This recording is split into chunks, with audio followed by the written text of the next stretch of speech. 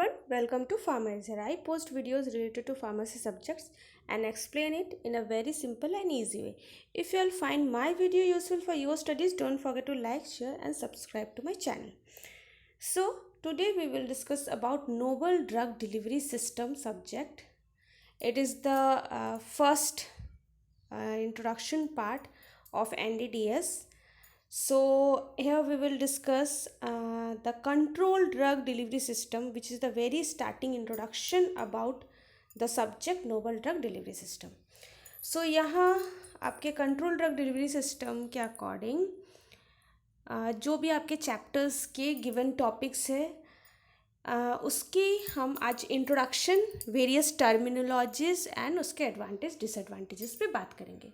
So without any delay let's begin with the introduction portion. So basically आपका क्या होता है, कंट्रोल ड्रग डिलीवरी सिस्टम के बारे में अगर बात करें तो कंट्रोल ड्रग डिलीवरी एक ऐसा डिलीवरी सिस्टम है, मीन्स ड्रग को डिलीवर करने का. कहाँ डिलीवर करना है? Inside the body. तो ड्रग को डिलीवर करने का एक ऐसा ज़रिया है, कैसा प्रोसेस है जहाँ पे आप क्या करते हो, कंट्रोल का मीन्स ही है कि आप अपने अकॉर्डिंग जिसको मॉडिफाई कर सकते हो, मैनिपुलेट कर सकते हो. सो कंट्रोल डिलीवरी सिस्टम एक ऐसा ड्रग डिलीवरी सिस्टम है जहाँ पर आप ड्रग को डिलीवर करते हो अपने अकॉर्डिंग प्री एज्यूम्ड या प्री डिटरमाइंड रेट पे.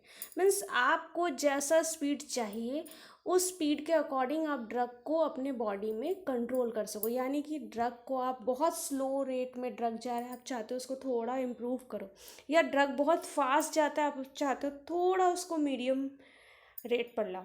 तो ये प्रोसेस जब आप यूज़ करते हो किसी भी तरह का ऐसा पॉलीमर्स, ऐसा इंग्रेडिएंट्स का यूज़ करके, जब आप ड्रग को ऐसे डिज़ाइन करते हो कि आप अपने अकॉर्डिंग प्री डिटरमाइन जो करोगे, यानी कि जैसा आपका रेट अज्यूम रहेगा वैसा अगर आपके रेट के साथ ड्रग डिलीवर होता है, then it is known as control drug delivery system.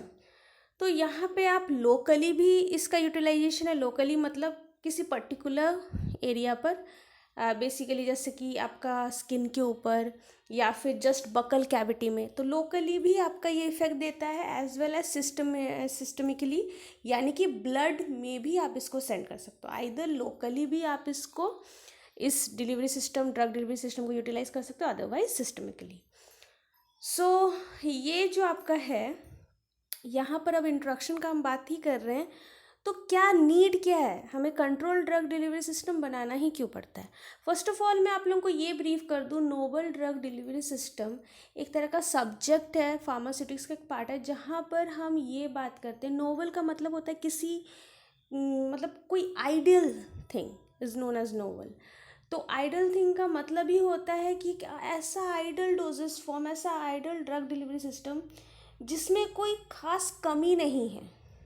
जैसे कि एक नॉर्मल मेडिसिन, एक नॉर्मल यानी कि कन्वेंशनल जो मेडिसिन्स होते हैं, कन्वेंशनल मेडिसिन्स में साइड इफ़ेक्ट्स होते हैं, एडवर्स इफ़ेक्ट्स होते हैं, बहुत सारे अलग कमियां देखने को मिलता है, पूरे बॉडी में डिस्ट्रीब्यूट होता है, जहाँ रिक्वायर्ड है वहाँ कम मात्रा में पहुँचता है, बायोअवेलेबिलिटी बहुत कम है, एक्सक्रीशन बहुत फास्ट हो जाता है, एंड सो ऑन. तो यही जो कन्वेंशनल या नॉर्मल ड्रग डिलीवरी सिस्टम का जो कमी है, उस कमी को फुलफ़िल करके हम जब एक आइडियल डोजेस फॉर्म बनाते हैं, उसी को नोवल डिलीवरी सिस्टम कहते हैं. सो उससे आइडियल बनाने के लिए, नोवल बनाने के लिए तो हमारे पास कुछ प्रोसेस होना चाहिए. That process is control delivery system. जो प्रोसेस जिससे हम किसी ड्रग को नोवल बनाते हैं उसको कहते हैं कंट्रोल डिलीवरी सिस्टम. एंड यहाँ जो कंट्रोल बनाने के लिए, यानी कि हम जो नोवल बनाने के लिए जो कंट्रोल डिलीवरी सिस्टम का यूज़ कर रहे हैं, यानी कि अपने अकॉर्डिंग मैनिपुलेट कर रहे हैं, उसके लिए जो की इंग्रेडिएंट हमें चाहिए वो है डिफरेंट टाइप्स ऑफ पॉलीमर. जैसा मॉडिफिकेशन हमें करना है उस तरह का पॉलीमर्स हमें रिक्वायर्ड होगा. सो एनीवेज, क्या कमियाँ हैं नॉर्मल कन्वेंशनल डोजेस फॉर्म में? बहुत सारी चीज़ें आप लोग खुद भी जानते होंगे. लाइक फ्रीक्वेंसी, जो डोजेस फ्रीक्वेंसी होता है वो काफ़ी ज़्यादा होता है. आपको दिन में 2 बार 3 बार मेडिसिन जनरली लेना पड़ता है. देन मिस होने के चांसेस रहते हैं, मेडिसिन डोज मिस होने के चांसेस रहते हैं. अब आपको दिन में 3 बार लेना है, हो सकता है आप भूल गए दोपहर में लेना, या फिर हो सकता है आपने सुबह लेना भूल गया, तो डोज मिस होने के चांसेस रहते हैं. देन आपका है दैट नॉन स्पेसिफिक एडमिनिस्ट्रेशन. आपका एडमिनिस्ट्रेशन मतलब कि आप मेडिसिन को जो कंज्यूम किए वो कुछ स्पेसिफिक नहीं रहता है कि इतना ही परसेंटेज आपके बॉडी में जा कर के पहुँचेगा, अब वो कितना आपके जीआईटी के एंजाइम से डैमेज हो रहा है वो आपके हाथ में कंट्रोल करने के लिए है ही नहीं नॉर्मल डोजेस फॉर्म के केस में। उसके बाद वो जाकर आपका particular tissue, like for example आप चाहते हो लिवर में जाकर पहुँचे या फिर किडनी में जाकर पहुँचे, वो उतना ही अमाउंट किडनी तक पहुँचेगा भी या नहीं ये कुछ स्पेसिफिक नहीं है। देन नॉन टारगेटेड सेल्स में जाना, जो कि मैं अभी बता ही रही थी, दैट आपके बॉडी में जाकर वो ऑल ओवर द बॉडी आपका वो स्प्रेड हो रहा है। ज़रूरी नहीं कि जस्ट आप किडनी में चाहते हो किडनी में ही जाए, लीवर लंग्स एट्सेट्रा में ना जाए, ऑल ओवर द बॉडी आपके थ्रू आउट द बॉडी वो आपका स्प्रेड होता है। तो नॉन टारगेटिंग आपका जो है मेडिसिन जाकर पहुँचता है, मतलब सर्टेन ऑर्गन को या टिश्यू को टारगेट नहीं कर पाता है। देन है कि डोज, जो एब्जॉर्ब डोज है उसका फ्रैक्शन बदल सकता है। अभी मैंने वही चीज़ बताया कि परसेंटेज, ये नॉन स्पेसिफिक में ही ये चीज़ भी मैंने बताया, परसेंटेज वेराई कर सकता है। आपका हो सकता है कि 50% पहुँचा, कभी किसी के बॉडी में हो सकता है 60% पहुँचे। तो ऐसा कोई मतलब एक फिक्स्ड फ्रैक्शन ही रहता है कि इतना ही अमाउंट आपके बॉडी में जाकर पहुँचेगा। And then high concentration, for example आपको लग रहा है कि आपने नॉर्मल कन्वेंशनल डोजेस फॉर्म में देखा है कि ड्रग जो है वो 100% में से ओनली 20% ही जाता है। तो 20% जाता है तो आप क्या सोचोगे, दैट क्यों ना हम ज़्यादा करके मेडिसिन भेजें ताकि कम से कम ज़्यादा जो रिक्वायर अमाउंट है वो जाए।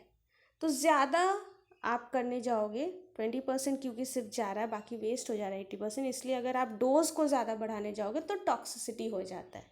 यानी कि कुछ भी कर लो ना, ज़्यादा मात्रा में बढ़ाकर आप मेडिसिन को भेज पा रहे हो और जो नॉर्मल अमाउंट में भेज रहे हो उसमें ओनली 20% पहुँच रहा है, 80% डैमेज हो जा रहा है। तो ये सब कुछ जनरल कमियां हैं जो देखने को मिलता है। Now next moving to various terminologies. Terminologies कहने का मतलब है कंट्रोल ड्रग डिलीवरी सिस्टम को ही बहुत अलग अलग नामों से भी बोला जाता है, जिसमें थोड़ा बहुत चेंजेस है, डिफरेंसेस है। अदरवाइज ओवरऑल आप कह सकते हो कि ये जितने भी टर्मिनोलॉजीज है, this are the other names for control drug delivery system. जिसमें कि फर्स्ट ऑफ ऑल आपका आता है modified release dosage form. According to the names थोड़ा बहुत डिफरेंस इन द डेफिनेशंस आपको मिलेंगे। मॉडिफाइड का मतलब ये होता है कि किसी तरह का आप मॉडिफिकेशन किए हो, चेंजेस किए हो एंड आपके अकॉर्डिंग वो कंट्रोल है, मैनिपुलेटेड है। मॉडिफाइड मतलब नॉर्मल कन्वेंशनल डोजेस फॉर्म, जैसे कि आप डेफिनेशंस में पढ़ सकते हो खुद ही, that normal conventional doses form से इट इज़ डिफरेंट। आपका जब जो ड्रग का रिलीज़ का रेट है यानी कि स्पीड है एंड टाइम है, वो अगर नॉर्मल, उसका जो नॉर्मल डोज होता है, नॉर्मल ड्रग डोजेस फॉर्म होता है, उससे अगर डिफरेंट है तो वही मॉडिफाइड है। मतलब कि फॉर एग्जांपल कोई एक्स मेडिसिन है, एक्स ड्रग है, वो एक्स ड्रग 4 घंटे बाद जाकर आपके बॉडी में एक्शन प्रोड्यूस करता है एंड वो 2 घंटे तक ही आपके बॉडी में रहकर निकल जाता है। अगर आपने कुछ भी उसमें चेंजेस लाया, जिससे कि कुछ भी ऐसा इंग्रेडिएंट ऐड किया जिससे कि ड्रग जो है वो 4 घंटे की जगह 1 ही घंटे में असर शुरू कर देता है, आपके बॉडी में प्रॉपरली एब्जॉर्ब डिस्ट्रीब्यूशन हो जाता है, 1 घंटे में असर शुरू हो जाता है एंड अगले 2 घंटे की जगह वो आपके बॉडी में 3-4 घंटे तक रेजिस्ट करता है एंड देन वो निकलता है। यानी कि ज़्यादा टाइम तक रह रहा है, उसका जो स्पीड है आपके बॉडी में एब्जॉर्प्शन का वो भी फास्ट हो गया, तो मॉडिफिकेशन या चेंजेस आ गया, then it is modified release dosage form. So next हम बात करेंगे टारगेट रिलीज डोजेस फॉर्म के बारे में। सो टारगेट रिलीज डोजेस फॉर्म क्या होता है, जैसा कि नाम ही है, सर्टेन ऑर्गन या सर्टेन टिश्यू यानी कि biological location, certain biological location, certain biological body के लोकेशन पर अगर आप सेंड करते हो किसी डोजेस फॉर्म को, ऐसे डिज़ाइन करते हो कि ड्रग ओनली जाकर आपकी किडनी पे ही टारगेट होगा, ऐसे डिज़ाइन करते हो कि ड्रग ओनली कैंसर सेल के पास ही जाकर रिलीज होगा। तो ऐसा जब मॉडिफिकेशंस करते हैं तो उसको कहते हैं टारगेट रिलीज डोजेस फॉर्म। जैसे कि एक छोटा सा इमेज आप डायग्राम यहाँ पर देख सकते हो, डायग्राम के मदद से समझ सकते हो। लाइक एक टैबलेट है जहाँ पे आप क्लियरली देख सकते हो कि वहाँ पे 2 लेयर्स हैं, एक लाइट येलो, एक डीप येलो कलर का आपका जो है लेयर्स है, यानी कि वो टैबलेट कोटेड है 2 डिफरेंट पॉलीमर से। मैंने अभी बताया कि कंट्रोल डिलीवरी सिस्टम बनाने के लिए आप various types of polymers use करते हो। सो ये आपके जीआईटी में जा रहा है एब्जॉर्प्शन होने के लिए, जीआईटी में गया, देन यू कैन सी कि स्मॉल इंटेस्टाइन में जब वो गया तो जो पहला वाला येलो, लाइट येलो कलर का पॉलीमर का लेयर था वो आपका रिमूव हो गया। वो कहाँ रिमूव हो गया? आपके जीआईटी के स्टमक पोर्शन में। नाउ स्टमक पोर्शन के बाद जब वो स्मॉल इंटेस्टाइन में आया तो फिर वहाँ पे ओनली वन लेयर, यानी कि दो येलो कलर अलग अलग टाइप का पॉलीमर है। पहला पॉलीमर स्टमक में ही आपका डिसॉल्व हो जाता है। एंट्रिक कोटेड लेयर बेसिकली आपका डिसॉल्व होना स्टार्ट होता है स्टमक के बाद, स्टमक से पार होने के बाद। देन इंटेस्टाइन में आपका जो है ओनली वन लेयर रहता है। फिर वो वन लेयर उसको स्मॉल इंटेस्टाइन से बचाते हुए, जो लेयर है बचाते हुए कोलोन तक लाता है।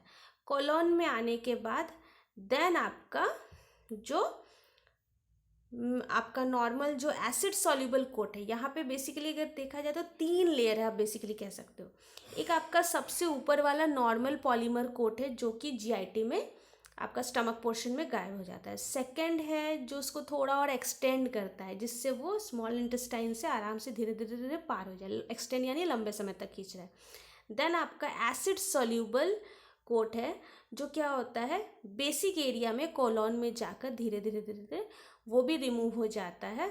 दस आपका जो ड्रग है वो फाइनली कोलोन्स के पास यानी कि बिल्कुल एंड ऑफ द जीआईटी में जाकर रिलीज होता है। ये क्यों किया जा रहा है? एक तरह का टारगेट का एग्जाम्पल है, जिससे क्या होता है आपका जो कोर ड्रग था उसका ना तो स्टमक में कोई काम था ना तो इंटेस्टाइन में, स्मॉल इंटेस्टाइन में, उसका काम था कोलोन में। तो आपने दो तीन लेयर्स अलग अलग पॉलीमर्स का दिया, जिससे कि क्या हो एक के बाद एक लेयर अलग अलग जगह पे अलग अलग नेचर वाइज पॉलीमर का लेयर्स जो है रिमूव होता गया। एंड इससे क्या हुआ अंदर वाला ड्रग बिल्कुल प्रोटेक्टिव वे में ठीक कोलोन के पास ही जाकर रिलीज हुआ, जहाँ पे आपको जो है उस मेडिसिन का पर्पस है, थेराप्यूटिक यूज़ है। ओके, सो नाउ नेक्स्ट आपका जो है that is delayed release dosage form. Delayed release dosage form क्या होता है? डिले जैसे कि नाम है यानी कि देर से।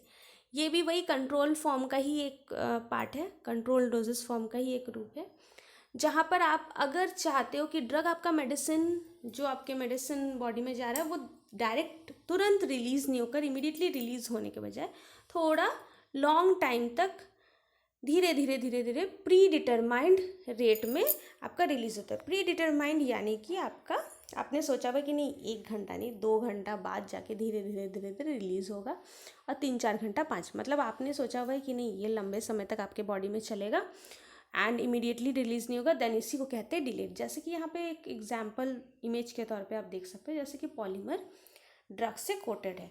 अब क्योंकि ड्रग आपका अनकोटेड तो है नहीं, पॉलीमर का लेयर है उसमें, तो पॉलीमर को धीरे धीरे स्वेल होने में टाइम लगेगा। वो जैसे जैसे स्वेल होगा ड्रग उसमें से धीरे धीरे बाहर आएगा। लाइक 10 आपका 0 टाइम पर ड्रग जो है बिल्कुल अंदर था, वही धीरे धीरे जब स्लो हुआ स्वेलिंग हुआ पॉलीमर का, तो सर्टेन टाइम टी के बाद पॉलीमर के बाहर आप देख सकते हो ड्रग आना शुरू हो गया है। तो ये होता है डिले, यानी कि देर से आपका ड्रग जो है वो रिलीज होता है। ओके, नाउ नेक्स्ट आपका जो है extend release dosage form. Extend release dosage form क्या होता है? जहाँ पर आपका ड्रग जो है एक्सटेंड का मतलब भी वही खींच देते हो आप, उसका जो मोड ऑफ उसका जो एक्शन है आपके बॉडी के अंदर, जो इफेक्ट है उसको आप लंबे समय तक खींच कर रखते हो, यानी कि ड्रग को आप अपने बॉडी में देर तक रख पाते हो। That is extended release dosage form, extend होकर यानी कि देर तक। सो बेसिकली आपका क्या होता है डोजेस फॉर्म, जहाँ पर आपका कभी भी कोई भी डोजेस फॉर्म का नॉर्मल कन्वेंशनल डोजेस फॉर्म का जितना देर तक बॉडी में रेजिस्ट करता है यानी कि 1 घंटा, वही अगर वो कम से कम 2 फोल्ड ज़्यादा बढ़ जाए, यानी कि 1 घंटा की जगह अगर वो 2 घंटा या 2 घंटे का मेडिसिन का बॉडी में एक्शन है, वो 2 घंटे का या 4 घंटा अगर आपके बॉडी में रह रहा है, कम से कम 2 टाइम्स अगर वो बढ़ता है, तभी उसको आप एक्सटेंड रिलीज डोजेस फॉर्म कहोगे, वैसे डोजेस फॉर्म को। तो डिले एंड एक्सटेंड में ये डिफरेंस, डिले का मतलब है देर से रिलीज होगा लेकिन सर्टेन टाइम के बाद अब वो नॉर्मली रिलीज होना शुरू हो गया। एंड एक्सटेंड का मतलब है देर तक होगा, मतलब सर्टेन टाइम में उसका शुरू हुआ, अब वो रिलीज करते जाएगा बहुत देर तक। यानी कि डिले का मतलब ये होता है, फॉर एग्जांपल जैसे कि ड्रग 1 घंटे बाद आपके बॉडी में एक्शन शुरू करता था, अब डिले रिलीज में क्या होगा, ड्रग 1 घंटे की जगह 2 घंटे बाद असर दिखाएगा। तो ये होता है डिले, मतलब देर से उसका असर आपको दिखेगा फिर वो चलता जाएगा असर। एक्सटेंड का मतलब है देर तक आपके बॉडी में, 2 घंटा आपके बॉडी में रहता था, अब वो 2 घंटे की जगह 4 घंटा रहेगा। 4 घंटे बॉडी में रहता था, अब वो 4 की जगह 8 घंटे आपके बॉडी में रहेगा। That is extended. So anyways यहाँ पर आपका जो है, जैसे कि आप देख सकते हो, इसमें वो वही जैसे कि मैंने बताया हर चीज़ में पॉलीमर का यूज़ है, अलग अलग पॉलीमर। तो यहाँ एक इमेज देख सकते हो, लाइक यहाँ पर कोर मेडिसिन है, कोर में आपके मेडिसिन है। यहाँ पे यूड्राजिट एक तरह का पॉलीमर होता है। तो आउटर लेयर में यूड्राजिट का एक लेयर है, यूड्राजिट पॉलीमर का। देन इनर लेयर में भी अगेन आपका यूड्राजिट का ही एक लेयर है, लेकिन वो यूड्राजिट का जो सोल्यूशन मतलब पॉलीमर जो बनाया गया है, वो पॉलीमर आपका बफर के साथ बनाया गया, यानी कि 2 अलग अलग पॉलीमर लेयर आप समझ सकते हो। यूड्राजिट एक नॉर्मल आपका यूड्राजिट का कोटिंग है, और एक अंदर में आपका जो है बफर वाला यूड्राजिट का, मतलब बफर के साथ यूड्राजिट पॉलीमर का सॉल्यूशन बनाकर उसका कोटिंग है। तो 2 different types of polymer layer, polymer nature का कोटिंग आपका हुआ। अब वो क्या हुआ, सबसे पहले आपका जो वो इंटेस्टाइन में गया, जीआईटी में आपका इंटेस्टाइन में गया, तो क्या हुआ, स्वेल होकर, मतलब जो नॉर्मल यूड्राजिट है, एक एग्जाम्पल है, नॉर्मल यूड्राजिट आपका पहले ही स्वेल होना शुरू हो गया। स्वेल होना शुरू होने के बाद अब आपका क्या हुआ कि जो पानी है, जीआईटी में मौजूद जो फ्लूइड है, वो अब आपका अंदर जो इनर लेयर वाला यूड्राजिट का कोटिंग था उसके थ्रू धीरे धीरे, मतलब आपका स्वेलिंग हो गया, पॉलीमर पहला लेयर स्वेल हुआ, उसके बाद अंदर वाला लेयर स्वेल होता है धीरे धीरे। तो क्या होता है, वाटर फ्लूइड, बॉडी फ्लूइड का जो वाटर है वो अब अंदर की तरफ जाएगा कोर में, एंड मेडिसिन को लेते हुए धीरे धीरे बाहर आएगा। क्योंकि यहाँ पे डबल लेयर है, तो ड्रग को एक लेयर से निकल कर फिर बाहर जो आपका आउटर वाला पॉलीमर था जो डिज़ोल्व हो चुका है, आउटर वाला पॉलीमर ज़्यादा इजीली आपका डिज़ोल्व हो जाएगा, अंदर वाला पॉलीमर क्योंकि बफर सॉल्यूशन के साथ है, तो इंटेस्टाइन में उसको स्वेल होने में टाइम लगता है, तो वो आपका धीरे धीरे धीरे धीरे जो है पोरस बनेगा। लेकिन बाहर वाला क्योंकि बफर नहीं है, तो वो आराम से जो है जल्दी से डिज़ोल्व हो जाता है।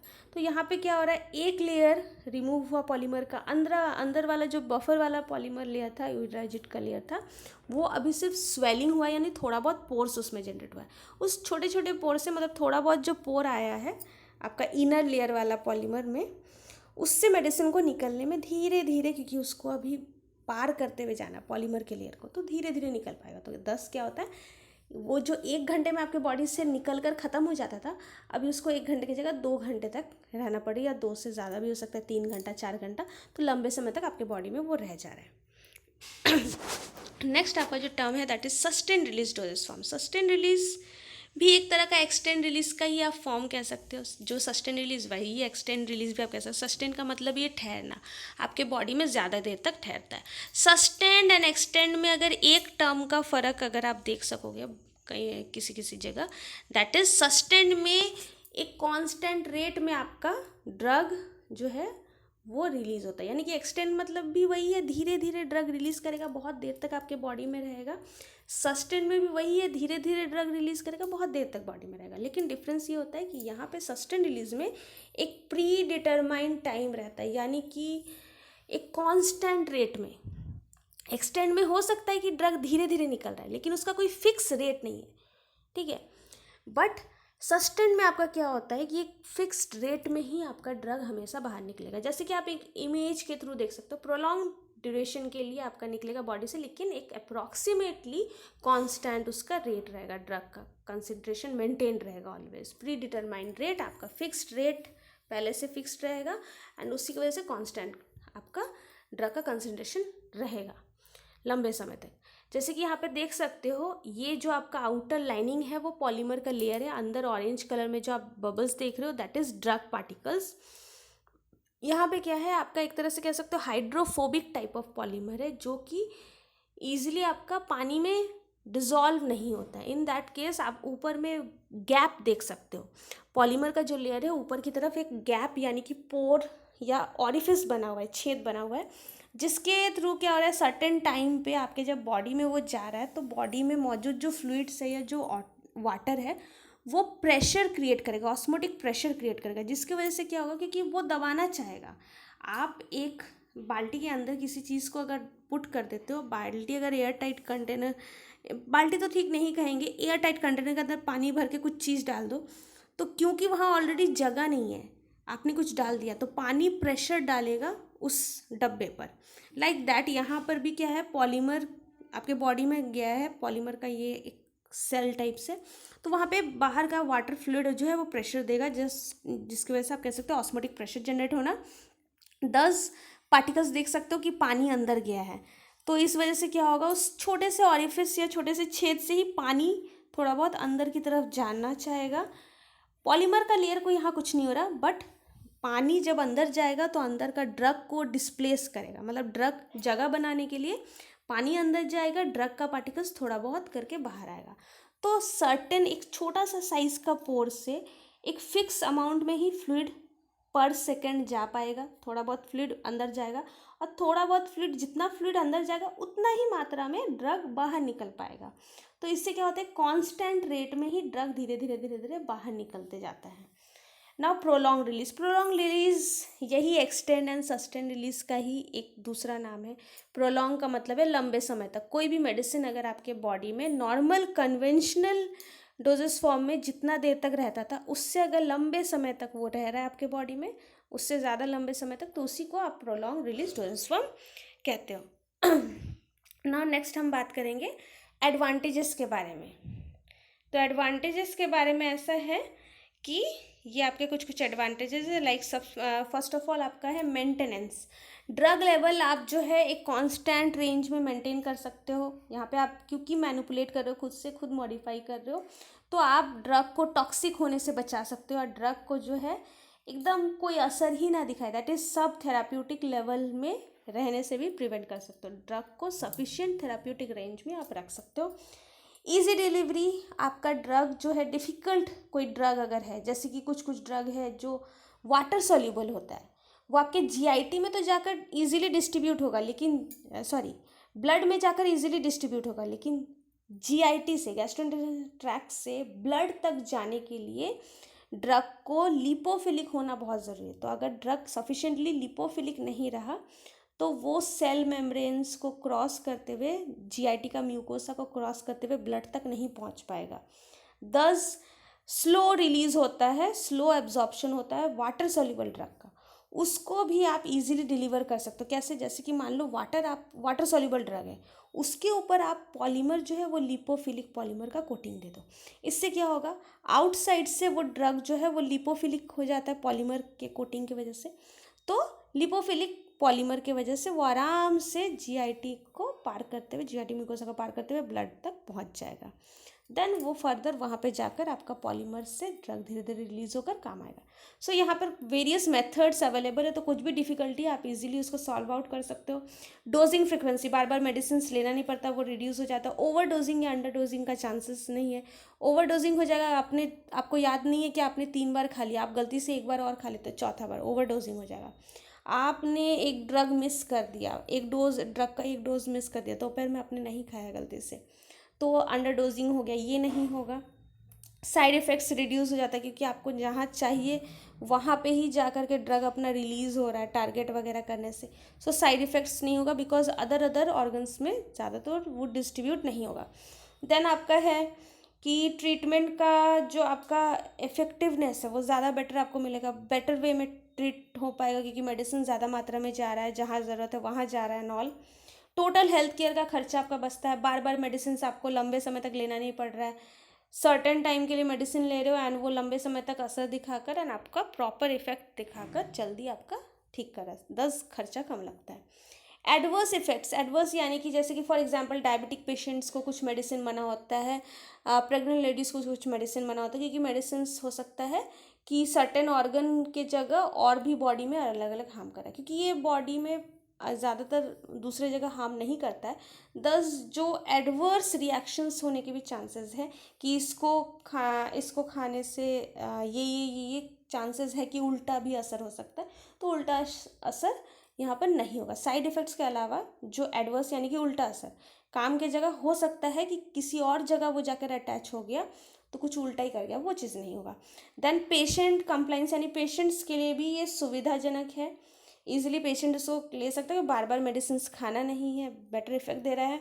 एंड बायो अवेलेबिलिटी भी बहुत सारे ड्रग्स का इंप्रूव होता है, क्योंकि ड्रग जो है वो ज़्यादा से ज़्यादा मात्रा में एब्जॉर्प्शन हो पाता है इसके वेरियस मेथड्स की वजह से, सो बायोलिटी बढ़ता है।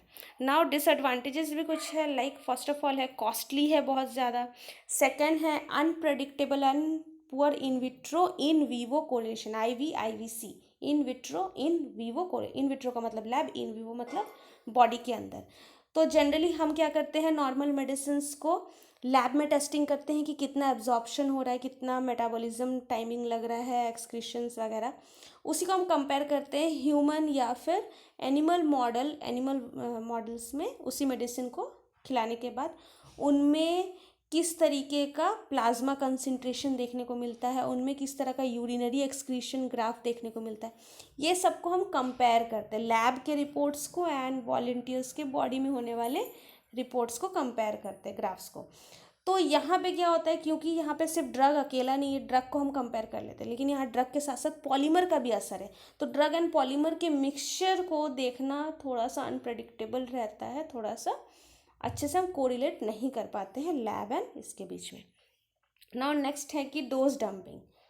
हाँ, एक चीज़ मैं अनप्रेडिक्टेबल कहना चाहूँगी, ऑब्वियसली आप जो है ड्रग को इम्प्रूव कर सकते हो, ड्रग को आप ये आइडेंटिफाई कर सकते हो लैब में कि अगर हम ये पॉलीमर देंगे तो वो कितने ज़्यादा देर तक आपके बॉडी में रहेगा, लेकिन एग्जैक्टली बॉडी का लैब के साथ एक्चुअल मैच कराना थोड़ा डिफ़िकल्ट होता है।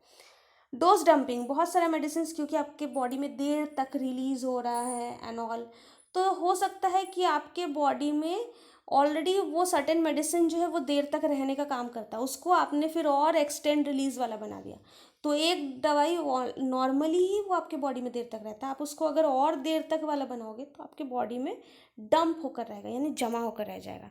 नाउ नेक्स्ट है उसका जो एक्शन है उसमें सेट होने में लेट लगता है, तुरंत इमीडिएट एक्शन इसमें मिलेगा नहीं आपको, आपका डोज एडजस्टमेंट का स्कोप कम हो जाता है। फॉर एग्जांपल आपका डिजीज़, आपको बुखार था दिन में तो आपने मेडिसिन खाया, रात में नहीं है, नहीं ज़रूरत है आपको मेडिसिन खाने का, पर अगर आपने ऐसे एक्सटेंड रिलीज वाला खाया है, एक बार दिन में खाया, तो वो दिन भर धीरे धीरे मेडिसिन रिलीज़ कर रहा है, अब शाम के बाद आपको बुखार है ही नहीं, फिर भी आप डोज एडजस्ट नहीं कर सकते, आप रिमूव नहीं कर सकते, आपके बॉडी में ऑलरेडी चला जा चुका है, तो एडजस्टमेंट नहीं कर पाओगे। देन आपका है लेस स्कोप, सॉरी, यहाँ तक आपका जो है आज का पार्ट है। नेक्स्ट जो है हम डिस्कस करेंगे about selection of drug candidate. So आपका जो है नेक्स्ट टॉपिक रहेगा नेक्स्ट वीडियो में कि कैसे ड्रग कैंडिडेट को सेलेक्ट करते हैं कंट्रोल ड्रग डिलीवरी सिस्टम के लिए, वेरियस फैक्टर्स कंसिडर करने के लिए कैसे हम कंट्रोल ड्रग डिलीवरी सिस्टम बना सकते हैं, क्या क्या फैक्टर्स को ध्यान में रखते हुए, एंड किस किस तरीके से अप्रोचेस, मतलब क्या क्या मेथड्स है कंट्रोल ड्रग डिलीवरी सिस्टम बनाने का, इसके बारे में बात करेंगे। So for more videos and go and check my channel. Hope that you have found my video useful. If yes, then don't forget to press the bell icon, and thanks for watching. Bye bye.